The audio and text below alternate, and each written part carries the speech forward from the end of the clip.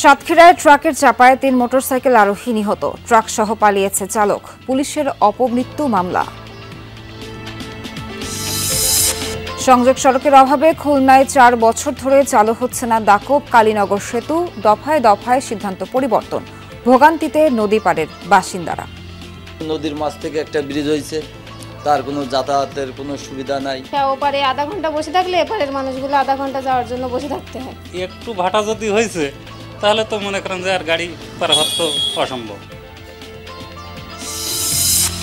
ময়মনসিংহে বিএনপি নেতার গোডাউনে বিনামূল্যের ৩১৫ বস্তা সার, সরকারি সহায়তা না পেয়ে বিপাকে প্রান্তিক কৃষকরা।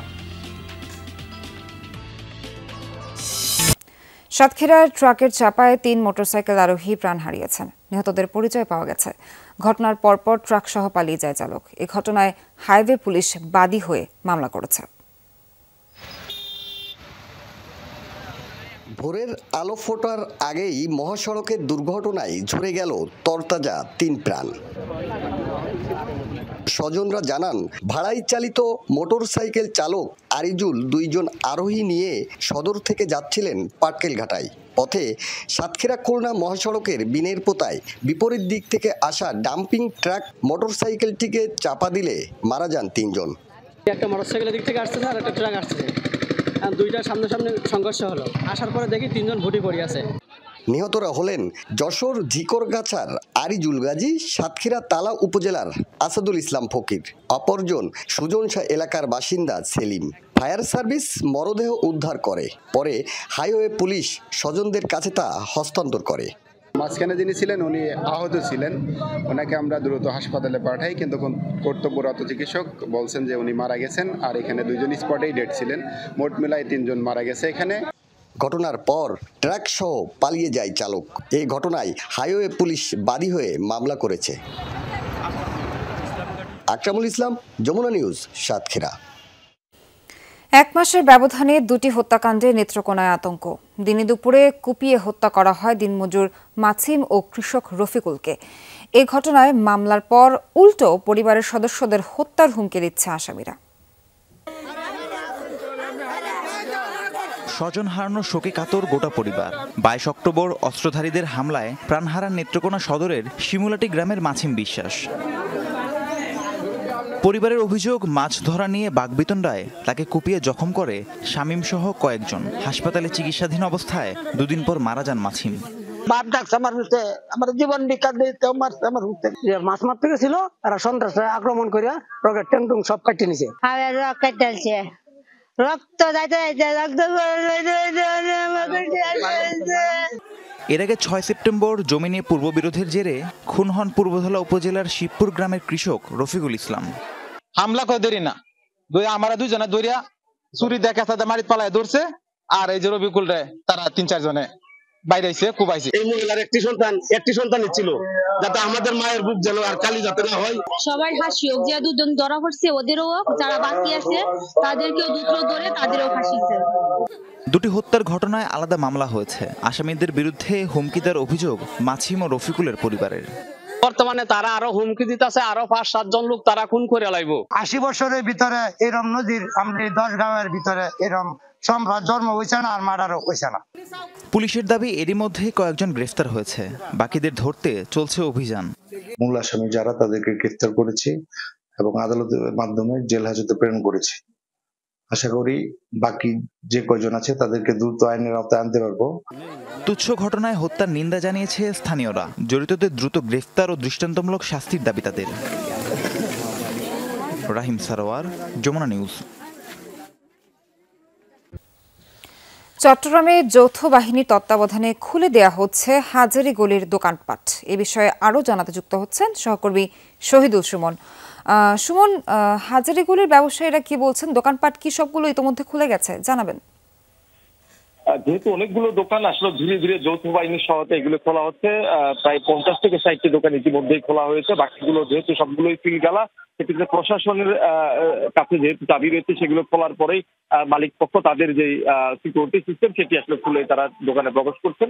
ইতিমধ্যে 50 থেকে 60টি দোকান ইতিমধ্যে খোলা হয়েছে, যার বেশিরভাগই হচ্ছে স্বর্ণের দোকান। এরপরে ওষুধের দোকান রয়েছে, অন্যান্য যেসব দোকান রয়েছে সেগুলো আসলে ধীরে ধীরে খোলা হবে। সব মিলিয়ে যেহেতু একদিনেরও বেশি সময় ধরে এখানকার দোকানপাটগুলো বন্ধ ছিল, সেক্ষেত্রে অনেকটা সময় ধরে এখানকার দোকানপাটগুলো বন্ধ ছিল, সেক্ষেত্রে অনেকটা বিপাকে ছিলেন এখানকার ব্যবসায়ীরা। তার পাশাপাশি অন্যান্য, যেহেতু এটি সবচেয়ে বড় স্বর্ণ এবং কিনতে হয়, সেক্ষেত্রে অনেকে সাধারণ মানুষ আসলে একটা ভোগান্তিতে ছিলেন। এখন যেহেতু খুলে দিচ্ছে, সবকিছু আজকে ধীরে ধীরে আসলে স্বাভাবিক হচ্ছে। যৌথ বাহিনীর সদস্যরা এখানে আছেন, এখানকার যারা ব্যবসায়ীরা রয়েছেন সেদিনের যে ঘটনা সেটির সাথে যারা জড়িত কিংবা কারো যদি ইন্ধন থাকে তাদেরকে আসলে খুঁজে বের করে আইনের আওতায় আনার কথা তারা বলছে। সেই সাথে যারা নিরীহ ব্যবসায়ীরা রয়েছেন, যারা আটক হয়েছেন কিংবা অন্য কেউ যাতে এখানে হয়রানি না হন, সেক্ষেত্রে এখানকার ব্যবসায়ীরা কিন্তু সেই দাবিটাও জানিয়েছে। আমাদেরকে যৌথ বাহিনীর যিনি মুখপাত্র ছিলেন তিনি আসলে জানিয়েছেন যে তাদেরকে আশ্বস্ত করা হয়েছে কোনো নিরপরাধ কিংবা নিরীহ কোনো ব্যবসায়ীকে আসলে হয়রানি করা হবে না, এই মামলায় গ্রেপ্তার করা হবে। সব মিলিয়ে কিন্তু যেহেতু ধীরে ধীরে স্বাভাবিক হচ্ছে, এখানকার ব্যবসায়ী কিংবা যারা বাসিন্দারা রয়েছেন তারাও আসলে বিস্তারিত জানাচ্ছিলেন। ধন্যবাদ আপনাকে চট্টগ্রাম থেকে যুক্ত হওয়ার জন্য। সিলেট মেডিকেল বিশ্ববিদ্যালয়ের ভিসিকে অবরুদ্ধ করে রেখেছে বিক্ষুব্ধরা। এ বিষয়ে বিস্তারিত জানাতে যুক্ত হচ্ছেন সহকর্মী নাবিল হোসেন। নাবিল, জানাবেন কেন তারা ভিসিকে অবরুদ্ধ করে রেখেছে এবং এই মুহূর্তে ক্যাম্পাসের পরিস্থিতি কেমন? সোহার, আপনি নিশ্চয়ই জেনে থাকবেন যে গত 3 মাস ধরে এই সিলেট মেডিকেল বিশ্ববিদ্যালয়ের প্রায় 200 কর্মকর্তা যারা কর্মচারী আছেন তারা তাদের প্রায় 2 বছরের বেতন ভাতা এবং পাশাপাশি চাকরি স্থায়ীকরণের দাবিতে তারা টানা আন্দোলনে ছিলেন। তবে সে সময় ভিসি এই ক্যাম্পাসে উপস্থিত ছিলেন না। মূলত যারা আন্দোলনে ছিলেন তাদের অভিযোগ যে ভিসি যেহেতু গত সরকারের আমলে নানা সুবিধাভোগী ছিলেন, ফলে তিনি ক্যাম্পাস পালিয়ে যান এবং আজ সকালে ভিসি তিনি আসলে এই ক্যাম্পাসে আসেন এবং আন্দোলনকারীরা তারা যে ভিসির কক্ষে তারা তালাবদ্ধ করে রেখেছেন সেই তালা তিনি ভেঙে দেন বলে এখানে আন্দোলনরত কর্মকর্তা কর্মচারীদের দাবি এবং ফলশ্রুতিতে তারা এখানে এসেছেন এবং তারা তাদের যে দাবিগুলো অর্থাৎ বেতন ভাতা চাকরি স্থায়ীকরণ সেই দাবিতেই তারা মূলত এখন ভিসিকে অবরুদ্ধ করে তারা অবস্থান কর্মসূচি পালন করছেন। আমরা একজন আন্দোলনকারীর সাথে একটু কথা বলার চেষ্টা করব যে মূলত আপনারা আজকে এখন অবস্থান কর্মসূচিটা কেন করছেন? আপনারা জানেন 5ই আগস্ট শেখ হাসিনা সরকার পতনের পর থেকে আমাদের এই ভিসিও পলাতক ছিলেন, কারণ শেখ হাসিনা ব্যক্তিগত চোখের চিকিৎসক। তখন আমরা তো ওনাকে যোগাযোগ করে পাই নাই একবারও। উনি হঠাৎ করে কালকে আমাদের সাথে যোগাযোগ করলেন যে তোমরা আসো আমার সাথে বসে আমি সমাধানে একটা পথ দেখিয়ে দিই তোমাদের, আমিও আসি। তখন আমরা বললাম জি স্যার, আপনি যখন সমাধান চাচ্ছেন আমরা সমাধান চাই। তখন আমরা সকালে টাইম দেওয়া হয়। তখন আমরা সকালে আসার আগে উনার প্রাপ্ত আগের আওয়ামী লীগ ও ছাত্রলীগের গুন্ডা ক্যাডারদের নিয়ে এসে অফিসের সব তালা ভাঙে, সব গুরুত্বপূর্ণ ডকুমেন্ট এবং উনি যা দুর্নীতি করেছিলেন সব কাগজপত্র নিয়ে ওরা নিতে আমরা চলে আসার পর আমরা ওনাদের সাথে কথা বলি, স্যার এগুলো কি হচ্ছে, কাগজগুলো কই যাচ্ছে। বলার পর নিশ্চয়ই শুনছিলেন যে এরপরেই মূলত যিনি ভিসি আছেন তিনি অবরুদ্ধ করে রাখেন, এই কর্মকর্তা কর্মচারীরা ভিসিকে অবরুদ্ধ করে রাখেন। এরপরে আমরা দেখেছি যে পুলিশ, সেনাবাহিনী, অর্থাৎ বিভিন্ন আইন শৃঙ্খলা রক্ষাকারী বাহিনীর সদস্যরা তারা ক্যাম্পাসে অবস্থান করছেন। এখন পর্যন্ত থমথমে, কারণ কর্মকর্তা কর্মচারীরা এখানে রয়েছেন, ভিসি অবরুদ্ধ রয়েছেন। তবে আলোচনা চলছে, আলোচনার মাধ্যমে যাতে এই পরিস্থিতি নিরসনে সেই সুযোগটুকু আসলে বা সেই প্রক্রিয়া এখন চলছে মূলত। সুহার, নাবিল, ধন্যবাদ আপনাকে। 4 বছরেও সংযোগ সড়ক চালু না হওয়ায় চালু করা যায়নি খুলনার দাকপে ভদ্রা নদীর উপর নির্মিত সেতুটি। বড় অঙ্কের টাকা খরচ হলেও সুফল পাচ্ছে না লাখো মানুষ। দীর্ঘদিনেও প্রকল্প বাস্তবায়ন না হওয়া মানে অর্থের লুটপাট বলছেন সচেতন নাগরিকরা। অর্থব্যয়ের সঠিক হিসাবও দিতে পারেনি এলজিইডি। খুলনার দাকপ উপজেলার মধ্য দিয়ে প্রবাহিত ভদ্রা নদী। উপজেলার 7 ইউনিয়নের মধ্যে সরাসরি যোগাযোগ স্থাপনে দাকপ কালীনগর এলাকায় সেতু নির্মাণের কাজ শুরু হয় 2016 সালে। 442 মিটার দৈর্ঘ্যের সেতু এবং দুপাশে সংযোগ সড়কের নির্মাণ কাজ শেষ হওয়ার কথা ছিল 2018 সালে। মূল ব্রিজের কাজ শেষ হলেও সংযোগ সড়ক না হওয়ায় দীর্ঘদিনেও চালু করা যায়নি সেতুটি। নৌকা কিংবা ট্রলারেই নদী পারাপার হতে হয় স্থানীয়দের। খালি দেখতেছি নদীর মাছ থেকে একটা ব্রিজ হয়েছে, তার কোনো যাতায়াতের কোনো সুবিধা নাই। ওপারে আধা ঘন্টা বসে থাকলে এপারের মানুষগুলো আধা ঘন্টা যাওয়ার জন্য বসে থাকতে হয়। এবারে একই অসুবিধা, টানামা করতে খুবই ঝামেলা। আর একটু ভাটা যদি হয়েছে তাহলে তো মনে করেন যে আর গাড়ি পারাপার তো অসম্ভব। ঝড় বৃষ্টি হলে নৌকাতে উঠতে আমাদের খুবই ভয় লাগে। নির্ধারিত সময়ের মধ্যে কাজের অগ্রগতি সন্তোষজনক না হওয়ায় 37 কোটি টাকার এই প্রকল্পের প্রথম ঠিকাদারি প্রতিষ্ঠান বিটিএসএল মৈত্রী প্রাইভেট লিমিটেডের কার্যাদেশ বাতিল করে এলজিইডি। পরে বাকি কাজ শেষের জন্য কোহিনুর এন্টারপ্রাইজ নামে আরেকটি প্রতিষ্ঠানের সাথে চুক্তি হয়। বালু ভরাটের সময় সংযোগ সড়কে সুরক্ষা দেয়াল ধসে পড়লে সেই ঠিকাদারি প্রতিষ্ঠানটি কাজ ফেলে চলে যায়। সম্প্রতি নতুন দরপত্রের মাধ্যমে আরেকটি প্রতিষ্ঠানকে প্রায় 13.5 কোটি টাকায় সংযোগ সড়ক নির্মাণের কাজ দেয়া হয়েছে। সচেতন নাগরিকরা বলছেন, প্রকল্পের দীর্ঘসূত্রতা মানেই অর্থের অপচয় এবং সেবা থেকে জনগণের বঞ্চিত হওয়া।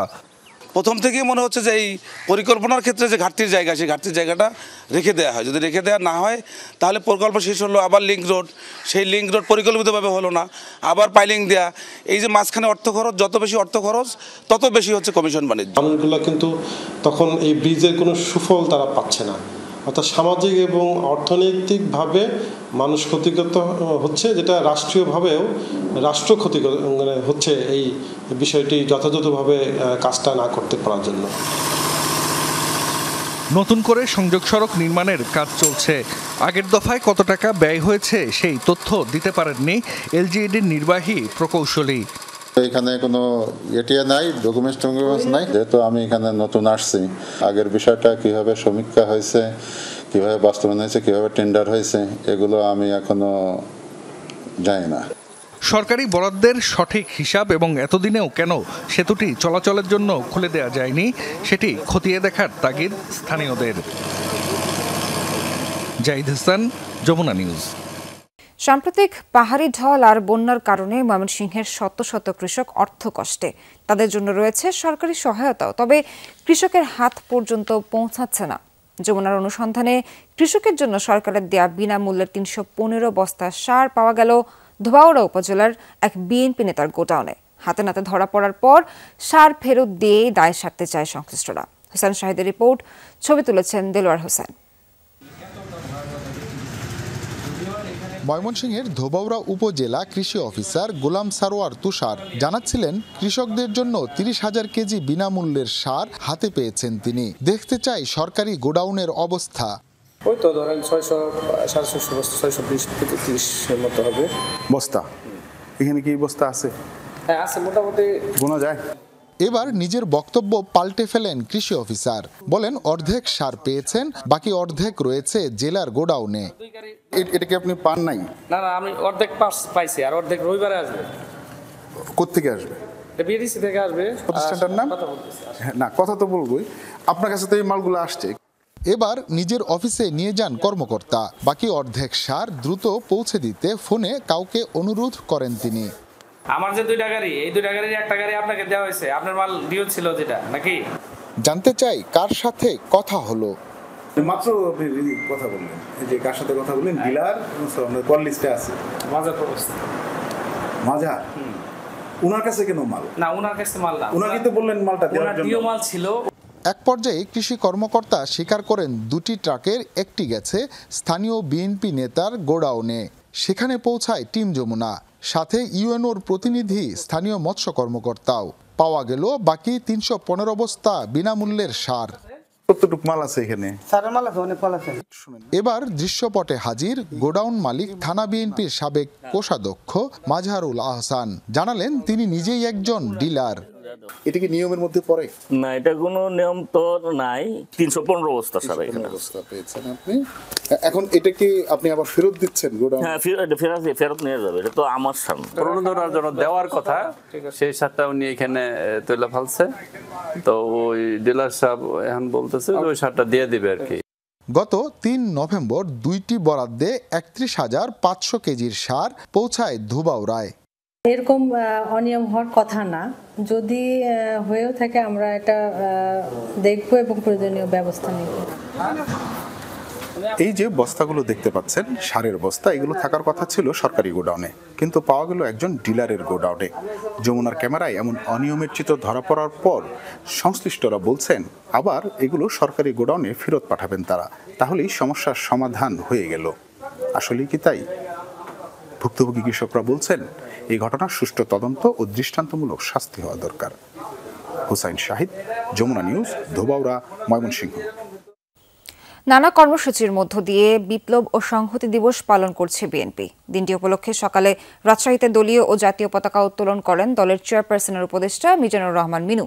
তিনি 6 মাসের মধ্যে জাতীয় নির্বাচনের ব্যবস্থা করে বাংলাদেশে প্রকৃত গণতন্ত্র উপহার দিতে অন্তর্বর্তীকালীন সরকারের প্রতি আহ্বান জানান। এছাড়া 7 দিনের মধ্যে তারেক রহমানকে দেশে ফিরিয়ে এনে মুক্ত রাজনীতির চর্চার দাবিও জানান তিনি। এই সময় তার সাথে উপস্থিত ছিলেন জাতীয়তাবাদী মুক্তিযোদ্ধা দল সহ বিএনপির একাংশের নেতারা।